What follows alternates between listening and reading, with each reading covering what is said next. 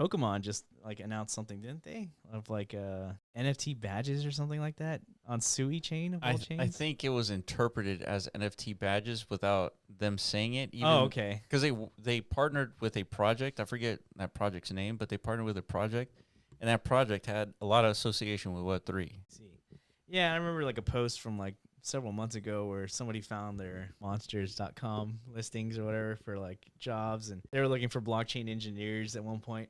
Really? I remember that. Huh. So like people are piecing the puzzle together. It's like an inevitable like Pokemon on chain. You know, the ideal scenario would be that the Pokemon themselves are NFTs. Yeah. I just don't think that is what's going to happen. I think you're getting like badges. Yeah, I think it's for like one of their games or something. But it addresses some problems like fraud and stuff like that.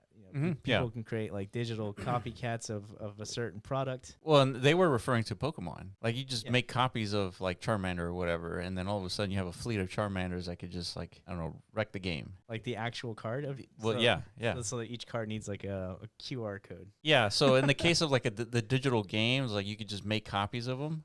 Right. But like the physical game is much harder. But ultimately, it's like they might be looking into NFTs. But remember the company Niantic that made Pokemon Go? Yeah. Well, they also made a completely separate game, completely irrelevant to Pokemon, and but it was very similar how Pokemon Go worked.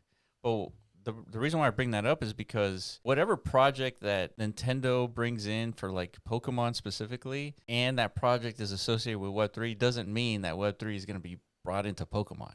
They could be developing some other game right that has nothing to do with like Web3.